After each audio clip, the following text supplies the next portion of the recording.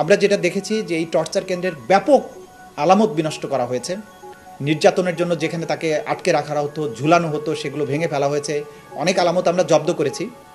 Electric shock দেওয়ার ব্যবস্থা ছিল, চোখ বেঁধে রাখা হতো। 3 feet by 3 feet, 2 feet by 3 feet cell, সেগুলো প্রধান উপদেষ্টা দেখেছেন, তিনি নিজে ঢুকেছেন সেগুলোর ভেতরে। অর্থাৎ একটা মানুষকে পৈশাচিক পদ্ধতিতে কত নির্মমভাবে নির্যাতন করা যায়, এই বন্দিশালাগুলো ভিজিট না করলে একজন মানুষের পক্ষে বিশ্বাস করাটাই কঠিন ছিল। আমরা যেটা বারবার বলেছি যে এই নির্যাতন কেন্দ্রগুলো ছিল এবং যারা এর সাথে সম্পৃক্ত তাদেরকেই কিন্তু আমরা গ্রেপ্তারের জন্য বা এই বিচারের জন্য মুখোমুখি করতে চাই। এই দুটো তথ্যের পাশাপাশি আমরা যেটা বলবো যে অনেক কর্নার থেকে নানান ধরনের আর্গুমেন্ট করার চেষ্টা করা হচ্ছে যে বিভিন্ন আইন শৃঙ্খলা রক্ষাকারী বাহিনী, নিরাপত্তা বাহিনীর বিচার কি তাদের নিজস্ব আইনে করা যায় কিনা। আপনাদেরকে সুস্পষ্টভাবেই বলতে চাই, আন্তর্জাতিক অপরাধ ট্রাইব্যুনাল আইন 1973 সেটি সংবিধান দ্বারা সংরক্ষিত এবং প্রোটেক্টেড।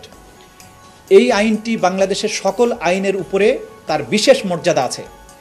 এই আইনে মানবতা বিরোধী অপরাধ, গণহত্যা, যুদ্ধ অপরাধ, এই সমস্ত আন্তর্জাতিক আইনের অধীনে যেসব অপরাধ আছে তার বিচার করা যায়।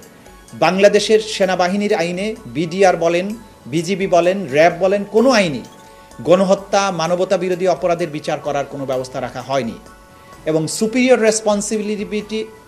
রেসপন্সিবিলিটি এবং কমান্ড রেসপন্সিবিলিটির কোনো বিচারও কিন্তু এইসব আইনে করার সুযোগ নেই।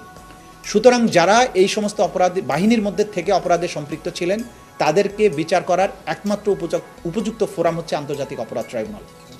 যারা যারা এই আইনে এখানকার মামলায় যাদের বিরুদ্ধে গ্রেপ্তারি পরোয়ানা জারি করা হয়েছে, আমরা রাষ্ট্রকে, আইন শৃঙ্খলা রক্ষাকারী বাহিনীকে বলবো নির্দ্বিধায় যে সেই আদালতের আদেশগুলো তারা যাতে পালন করেন। এবং সকল বাহিনী, সকল ব্যক্তিকে আমরা অনুরোধ করব যে একটা রাষ্ট্রের বিচার ব্যবস্থাকে সাহায্য করা আপনাদের দায়িত্ব, এবং কোনো ব্যক্তি বা কোনো প্রতিষ্ঠান কখনো রাষ্ট্র এবং জনগণের উপরে হতে পারে না।